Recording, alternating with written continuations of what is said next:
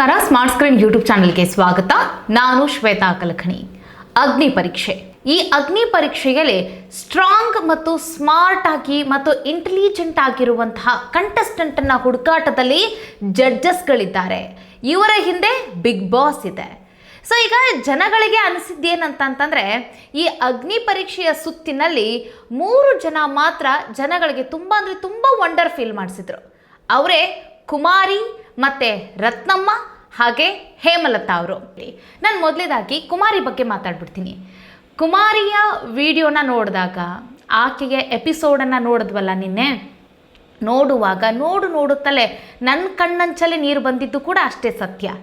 ಯಾಕೆ ಅಂತಂದರೆ ನೋಡಿ, ಆಕೆ ತುಂಬ ಅಂದರೆ ತುಂಬ ಬಡ ಕುಟುಂಬದಿಂದ ಬಂದಂತಹ, ಬಡ ಕುಟುಂಬದಲ್ಲಿ ಅರಳಿದ ಪ್ರತಿಭೆ ಅಂತಂದರೆ ತಪ್ಪಿಲ್ಲ. ಅದರ ಜೊತೆಗೆ ಸಿಂಗಲ್ ಪೇರೆಂಟ್. ಅಪ್ಪ ಇಲ್ಲ, ಅಪ್ಪ ಸತ್ತೋಗ್ಬಿಟ್ಟಿದ್ದಾನೆ ಅಂತ ಇಲ್ಲ, ಅಪ್ಪ ಇದ್ದು ಇಲ್ಲದಂತಹ ಪರಿಸ್ಥಿತಿ ಕುಮಾರಿದು. ಅಪ್ಪ ಆಕೆ ಹುಟ್ಟಿದಾಗ ಏನೋ ಚಿಕ್ಕ ವಯಸ್ಸಿನ ಎಳೆ ಕಂದಮ್ಮ ಅಂತೆ ಕುಮಾರಿ, ಆ ವಯಸ್ಸಿಗೆ ಅವರ ತಾಯಿನ ಬಿಟ್ಟು ಹೋಗ್ಬಿಟ್ಟಿದ್ದಾನಂತೆ. ಸೊ ಹೀಗಾಗಿ ಅವಳ ತಾಯಿಗೆ ಜನ ನೋಡಿರುವಂಥ ರೀತಿ, ಆಕೆಗೆ ಕೊಟ್ಟಂತಹ ಒಂದು ಪಟ್ಟ ಅಂದರೆ ಬೇರೆ ಒಂದು ಆ್ಯಂಗಲಲ್ಲಿ ಜನ ನೋಡಿದಂತಹ ರೀತಿ, ಕೆಟ್ಟ ದೃಷ್ಟಿಯಿಂದ ನೋಡಿದಂತಹ ರೀತಿ, ಅವರ ತಾಯಿಗೆ ಅಂದರೆ ಹೀಯಾಳಿಸಿ ಮಾತನಾಡಿರೋದು, ಸಮಾಜದಲ್ಲಿ ಅಗೌರವ ಗೊತ್ತಲ್ವ ನಿಮಗೆ. ಸಿಂಗಲ್ ಪೇರೆಂಟ್ ಯಾರೆಲ್ಲ ಜೀವನ ಮಾಡಿರ್ತಾರಲ್ಲ ಹೆಣ್ಮಕ್ಳು, ಅವ್ರಿಗೆ ಗೊತ್ತಿರುತ್ತೆ ಅವ್ರು ಏನು ಫೇಸ್ ಮಾಡಿರ್ತಾರೆ ಅಂತ ಹೇಳಿ. ಸೊ ಅಂಥದ್ದನ್ನೆಲ್ಲ ಕುಮಾರಿಯ ತಾಯಿ ಫೇಸ್ ಮಾಡಿದಾರಂತೆ. ಸೊ ಅಂತಹ ಮಹಾತಾಯಿಗೆ ಹೃದಯಕ್ಕೆ ಸಂಬಂಧಿಸಿದಂಥ ಕಾಯಿಲೆ ಬಂದುಬಿಟ್ಟಿದೆ. ಹಾರ್ಟನ್ನು ಸರ್ಜರಿ ಮಾಡಬೇಕಪ್ಪ. ಈಗ ಸರ್ಜರಿ ಮಾಡಬೇಕಂತಂದ್ರೆ ದುಡ್ಡು ಎಲ್ಲಿಂದ ಹೊಂದಿಸೋದು? ಬಡ ಕುಟುಂಬ, ಎಲ್ಲಿಂದ ದುಡ್ಡು ತರೋದು? ಅವ್ರಿಗೆ ಅವತ್ತಿಂದು ಊಟ, ಅವತ್ತಿನ ನಿದ್ದೆ ಆಗಿಬಿಟ್ರೆ ಸಾಕು, ದುಡ್ಡಲ್ಲಿ ಆ ಥರದ ಜೀವನ ನಡೀತಿರುತ್ತೆ ಬಂದಂತಹ ಸಂಬಳದಲ್ಲಿ.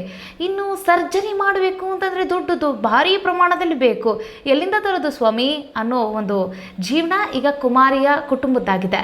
ಸೊ ಇಲ್ಲಿ ಕುಟುಂಬ ಹಿಂಗಿದೆ ಅನ್ನೋದನ್ನು ತಿಳಿದು ಈ ಚಿಕ್ಕ ವಯಸ್ಸು 20 ವಯಸ್ಸಿಗೆ ಇದನ್ನೆಲ್ಲ ಅರ್ಥ ಮಾಡ್ಕೊಂಡಿರುವಂತಹ ಕುಮಾರಿ ಏನು ಮಾಡ್ತಾಳೆ, ರೀಲ್ಸ್ಗಳನ್ನು ಮಾಡ್ತಾ, ವಿಡಿಯೋಗಳನ್ನು ಮಾಡ್ತಾ, ನಾನು ಫೇಮಸ್ ಆಗಿ ಬಿಗ್ ಬಾಸ್ ಮನೆ ಒಳಗಡೆ ಹೋದರೆ ನನ್ನ ತಾಯಿಯ ಕಷ್ಟ ಎಲ್ಲ ಪರಿಹರಿಸ್ಬೋದು, ಮತ್ತು ನಾನು ಆಕೆಗೆ ಸರ್ಜರಿ ಮಾಡಿಸ್ಬೋದು. ನೋಡಿ, ಇನ್ನೊಂದು ಮಾತು ಹೇಳ್ತಾಳೆ ಕುಮಾರಿ, ನನ್ನ ತಾಯಿ ಇಷ್ಟಪಟ್ಟಂಥ ಊಟ ಮಾಡ್ಸೋಕ್ಕಾಗ್ತಿಲ್ಲ ನನಗೆ ಅಂತಲೂ ಕೂಡ ಹೇಳ್ತಾ ಅಳ್ತಾಳಾಕೆ. ಸೊ ನೀನು ನನ್ನ ಜಗತ್ತಿಗೆ ನೀನು ಒಬ್ಬಳೇ ಅಮ್ಮ, ನೀನಿಲ್ಲ ಅಂತಂದರೆ ನನಗೆ ಯಾರು ಅಂತ ಹೇಳಿದಾಗಂತೂ ನನಗಂತೂ ಕಳಕಿ ಉಚ್ಚಿದಂಗಾಯಿತು. ಅಷ್ಟು ನಾನು ಎಮೋಷ್ನಲ್ ಆಗಿಬಿಟ್ಟೆ ಆ ವಿಡಿಯೋನ ನೋಡಿದಾಗ, ಅದು ಒಂದು ಕ್ಲಿಪ್ನ ನೋಡಿದಾಗ. ಅದಲ್ಲದೇ ಇಂತಹ ಸ್ಟ್ರಗ್ಲಿಂಗ್ ಲೈಫಲ್ಲಿ ಕುಮಾರಿ ಬಂದಿದ್ದಾಳೆ. ಆದರೆ ಇನ್ನೊಂದು ನೋಡಿ, ಆಕೆ ಈಗ ನಾವು ಆ ಎಮೋಷ್ನಲ್ ಆ ಒಂದು ಕಾಂಟೆಂಟ್ನ ನೋಡಿಬಿಟ್ಟು ಅವರಿಗೆ ನಾವು ಓಟ್ ಹಾಕ್ಬಿಡೋದ, ಅವ್ರನ್ನ ನಾವು ಬಿಗ್ ಬಾಸ್ ಮನೆಯಲ್ಲಿ ಗೆಲ್ಲಿಸ್ಬಿಡೋದ, ಅವ್ರ ಕೈಗೆ ಟ್ರೋಫಿ ಕೊಟ್ಬಿಡೋದ? ನೆವರ್. ಅದಲ್ಲದೇ ಕೂಡ ಕುಮಾರಿ ಇನ್ನೊಂದು ಆ್ಯಂಗಲ್ ಇದೆ. ಏನಂತಂದರೆ ತುಂಬ ಚೆನ್ನಾಗಿ ಮಾತಾಡ್ತಾಳೆ, ಕೌಂಟರ್ ಅಟ್ಯಾಕ್ ಮಾಡ್ತಾಳೆ. ಆಕೆಗೆ ಫಿಸಿಕಲ್ ಆಗಿ ಆಟ ಆಡೋಕ್ಕಷ್ಟು ಗೊತ್ತಾಗಲ್ಲ ಅಂತ ಅನಿಸುತ್ತೆ, ಬಟ್ ಹುಡುಗಿ ಸ್ಮಾರ್ಟ್ ಇದ್ದಾಳೆ, ಚುರುಕಿದ್ದಾಳೆ ಆಕೆ. ಸೊ ಈಗೇನಂತಂದರೆ ಈ 3 ಜನ ಸೆಲೆಕ್ಟ್ ಮಾಡ್ತಾರಲ್ಲ, 3ರಲ್ಲಿ ಅದರಲ್ಲಿ ಕುಮಾರಿನ ಕನ್ಫರ್ಮ್ ಆಗಿ ಸೆಲೆಕ್ಟ್ ಮಾಡ್ತಾರೆ ಅಂತ ಹೇಳ್ಬೋದು. ಬಿಕಾಸ್ ಏನಂತಂದರೆ ಆಕೆಯ ಬ್ಯಾಕ್ಗ್ರೌಂಡ್ ಬೇರೆ ಹೀಗಿದೆ. ಅದಲ್ಲದೆ ಆಕೆ ಚಾಲಾಕಿ ಮತ್ತು ಚೂಟಿ. ಈ ಅಗ್ನಿ ಪರೀಕ್ಷೆಯ ಸವಾಲಿನಲ್ಲಿ ನೋಡಿ, ಸ್ಟಾರ್ಟ್ ಆಗಿ ಒಂದು 3-4 ದಿನ ಆಯ್ತಲ್ಲ, ಇಷ್ಟರಲ್ಲೇ ಈಗ ಹೀರೋಯಿನ್ ಆಗಿಬಿಟ್ಟಿದ್ದಾಳೆ ಅವಳೆ. ಹೆಂಗಂತಂದರೆ ಈಗ ಬಿಗ್ ಬಾಸ್ ಮನೆಯಲ್ಲಿ ನಾವು ಗಿಲ್ಲಿನ ಹೆಂಗೆ ನೋಡಿದ್ವಲ್ಲ, ಆ ರೀತಿ ಅಗ್ನಿ ಪರೀಕ್ಷೆಯಲ್ಲಿ ಕುಮಾರಿ ನೋಡ್ತಾ ಇದ್ದೀವಿ. ಸೊ ಒಂದು ರೀತಿ ಗಿಲ್ಲಿ ತಂಗಿ ಅಂತಲೂ ಕೂಡ ಜನ ಮಾತಾಡ್ತಿದ್ದಾರೆ. ಯಾಕಂತಂದರೆ ಆಕೆಯ ಮಾತು ಹಾಗಿದೆ, ಕಾಮಿಡಿ, ತರಲೆ, ಚೇಷ್ಟೆ, ಸಕ್ಕದಾಗಿ ಮಾತಾಡ್ತಾಳೆ. ಸೊ ಈ ರೀತಿ ಕುಮಾರಿಯ ಜೀವನ ನೋಡಿ ಕೇಳಿ ನಿಮ್ಗೇನು ಅನಿಸ್ತು ಅದನ್ನ ಕಾಮೆಂಟ್ ಮಾಡಿ. ಇನ್ನು ಜಡ್ಜಸ್ ಬಗ್ಗೆ ಹೇಳಬೇಕು ಅಂತಂದರೆ, ಕುಮಾರಿ ಆ ರೀತಿಯಾದ ಫೋನಲ್ಲಿ ಮಾತಾಡುವಾಗ ಅವಳ ತಾಯಿಯ ಜೊತೆಗೆ ಆ ರೀತಿ ಕೊಟ್ಟಿದ್ರಲ್ಲ ಕಾನ್ಸೆಪ್ಟ್ಗೆ, ಆಗ ಜಡ್ಜಸ್ಗಳು ಕೂಡ ಅಲ್ಲಿ ಕುಂತವರೆಲ್ಲ ಕಂಬನಿ ಮಿಡಿದ್ರು. ಆಮೇಲೆ ಯಾರೋ ಸಂಗೀತ ಶೃಂಗೇರಿ, ಆಕೆ ಕಣ್ಣಲ್ಲಂತೂ ಗಳಗಳಗಳ ಅಂತ ನೀರು ಇಳಿತಾ ಇದ್ದಿದ್ದು, ಆಕೆಗೆ ಹೋಗಿ ಸಮಾಧಾನ ಮಾಡಿದ್ದು. ಆಮೇಲೆ ವಿನಯ್ ಅವರು ಕೂಡ ಅಣ್ಣ ಅಂತ ಅಂದೆ ತಾನೆ, ಇನ್ಮೇಲೆ ನಾನು ಇದ್ದೀನಿ ನಿನ್ನ ಜೊತೆ ಅಂತ ಹೇಳಿ ಆ ಕೊಟ್ಟಂಥ ಭರವಸೆ ಏನಿದೆಯಲ್ಲ, ಅದು ಒಳ್ಳೆಯದು ಅಂತ ಹೇಳ್ತೀನಿ. ಅದಲ್ಲದೆ ಮತ್ತು ಶ್ರುತಿ ಮೇಡಮ್ನವರು ಕೂಡ ಇಂತಹ ದೊಡ್ಡ ಕಾರ್ಯಕ್ರಮಕ್ಕೆ ಕಾಮನ್ ಮ್ಯಾನ್ಗಳನ್ನು ಆಯ್ಕೆ ಮಾಡ್ತೀನಿ ಅಂದಿದ್ದೇ ಒಂದು ಉತ್ತಮ.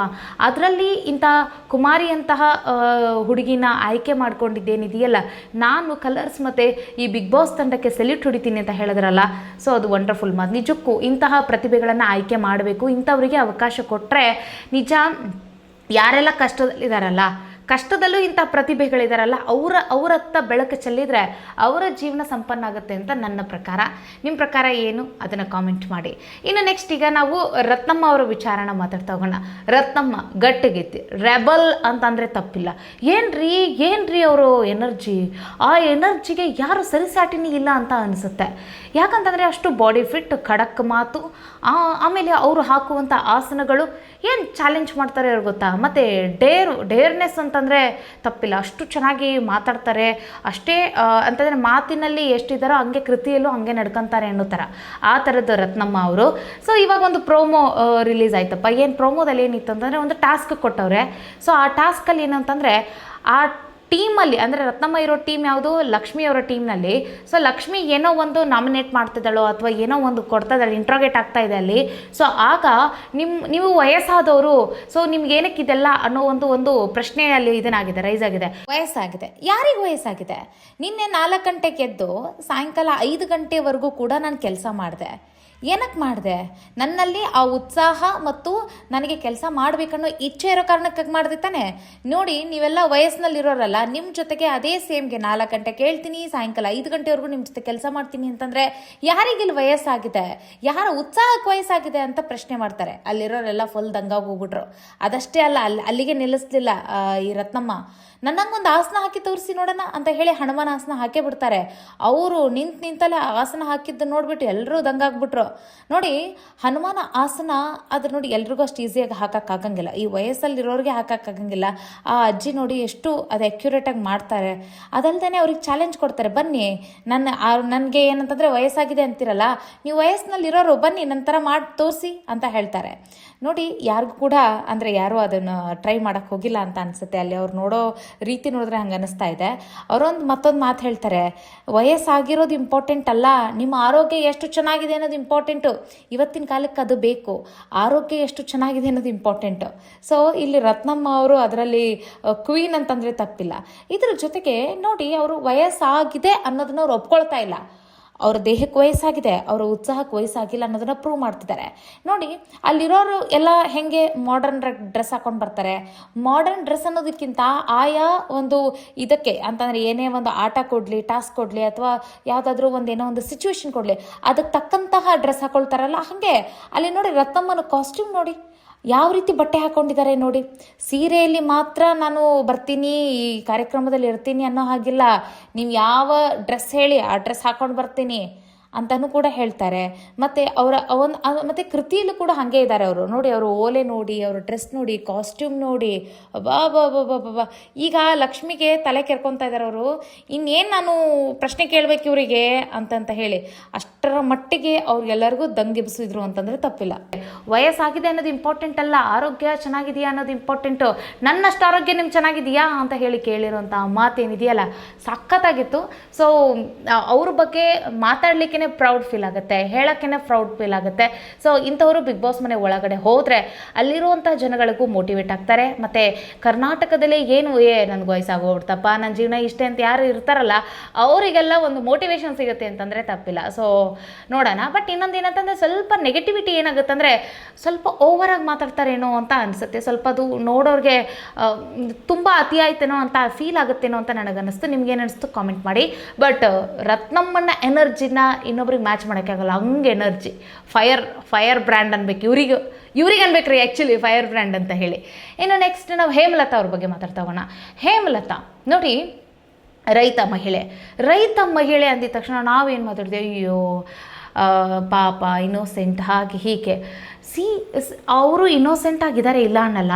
ಬಟ್ ಅವ್ರು ನೋಡಿ, ಇಲ್ಲಿವರೆಗೂ ಒಂದಷ್ಟು ವೈರಲ್ ಆಗಿದ್ರು ಅವರು ಈ ರೈತರ ಕುರಿತಾಗಿ ಹಾಡಿರುವಂಥ ಹಾಡುಗಳು ಮತ್ತು ಅವರ ಒಂದಿಷ್ಟು ಜನಪದ ಹಾಡುಗಳು ಅದ್ರ ಮೂಲಕ ವೈರಲ್ ಆಗ್ತಾ ಇದ್ರು ಅವರು. ಅದಲ್ಲದೇ ಅವರು ನಾನು ಬಿಗ್ ಬಾಸ್ ಮನೆ ಒಳಗಡೆ ಹೋಗಬೇಕು, ಇಲ್ಲಿವರೆಗೂ ಎಲ್ಲರೂ ಹೋಗೋರೆ, ರೈತ ಮಹಿಳೆ ಯಾರು ಹೋಗಿಲ್ಲ, ನಾನು ಹೋಗ್ತೀನಿ ಅಂತ ಹೇಳಿ ಕಾಂಪಿಟೇಷನ್ ಕೊಡಬೇಕು ಅಂತ ಬಂದ್ರಲ್ಲ. ಸೊ ಅದು ಚೆನ್ನಾಗಿತ್ತು. ಅದಲ್ಲದೆ ಜಡ್ಜಸ್ಗಳನ್ನು ಮೆಚ್ಚಿ ಸ್ಟಾರ್ನ ಗಿಟ್ಟಿಸ್ಕೊಂಡ್ರು ನೋಡಿ, ಸ್ಟಾರ್ ಕಂಟೆಸ್ಟೆಂಟ್ ಅಂತ ಹೇಳಿ, ಅದು ಚೆನ್ನಾಗಿತ್ತು. ಆದರೆ ಇವತ್ತು ಏನಾಯಿತು ಅಂತಂದರೆ ನೋಡಿ, ಅವರು ಇವತ್ತಿನ ಎಪಿಸೋಡಲ್ಲಿ ಶೋನ ಬಿಟ್ಟು ಹೋಗ್ಬಿಡ್ತಾರೆ. ಇದೇ ಎಲ್ರಿಗೂ ಕಾಡ್ತಾ ಇದ್ದಂಥ ಪ್ರಶ್ನೆ, ಏನಾಯಿತು ಹೇಮಲತಾ ಅವ್ರಿಗೆ, ಏನಾಯಿತು, ಯಾಕೆ ಪ್ರೌಡ್ ಫೀಲ್ ಆಗ್ತಾ ಇತ್ತಲ್ಲ, ಒಬ್ಬ ರೈತ ಮಹಿಳೆ ಅಗ್ನಿ ಪರೀಕ್ಷೆಯಲ್ಲಿ ಇದಾರಲ್ಲ ಅವರು ಅಂತ ಹೇಳಿ ಖುಷಿ ಆಗ್ತಾಯಿತ್ತು, ಏನಾಯಿತು ಅಂತ ಎಲ್ಲರೂ ಪ್ರಶ್ನೆ ಮಾಡ್ತಾ ಇದ್ದಾರೆ.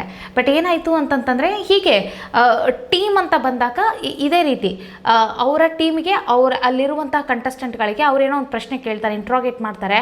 ಆಗ ಅವ್ರು ಹೆಂಗೆ ಅಂದರೆ ಏಟಿಗೆ ಎದುರೇಟ್ ಹೆಂಗೆ ಬೀಳುತ್ತೆ ನೋಡಿ, ಅದರ ತಕ್ಕಂಗೆ ಇವರು ಬಿಹೇವ್ ಮಾಡಿದ್ದಾರೆ. ಬಿಕಾಸ್ ಈಗ ಒಂದೇನೋ ಪ್ರಶ್ನೆ ಕೇಳ್ತಾರೆ, ಈಗ ಅದೊಂದು ಆಟ ಹೆಂಗಿದೆ ಅಂತಂದರೆ, ಅವರ ಟೀಮ್ ಯಾರು ಇವರಿದ್ದಾರೆ ಮೆಂಟರ್ ಇದ್ದಾರಲ್ಲ, ಸೊ ಈಗ ಹೇಮಲತಾ ಅವರು ಆ ಟೀಮ್ನ ಮೆಂಟರ್, ಸ್ಟಾರ್ ಕಂಟೆಸ್ಟೆಂಟ್ ಅಲ್ವಾ. ಸೊ ಅವ್ರ ಅಡಿಯಲ್ಲಿ ಬರುವಂಥ ಒಂದಷ್ಟು ಜನ, ಏನು 5-6 ಜನ ಇದ್ದಾರಲ್ಲ, ಅವ್ರಿಗೆ ಏನೋ ಒಂದು ಪ್ರಶ್ನೆ ಕೇಳ್ತಾರೆ. ಸೊ ಅವ್ರು ಹೆಂಗೆ ಒಬ್ಬೊಬ್ಬರೇ ಇಂಟ್ರಾಗೇಟ್ ಮಾಡ್ತಾರಲ್ಲ, ಅದ್ರ ಮಧ್ಯೆ ಇಲ್ಲಿ ಜೋರಾಗಿ ಹಾರ್ಷಾಗಿ ಶಾಸ್ತ್ರಿಗೆ ಏನೋ ಒಂದು ಪ್ರಶ್ನೆ ಕೇಳಿದ್ದಾರೆ, ಉತ್ತರ ಹೇಳಿದ್ದಾರೆ.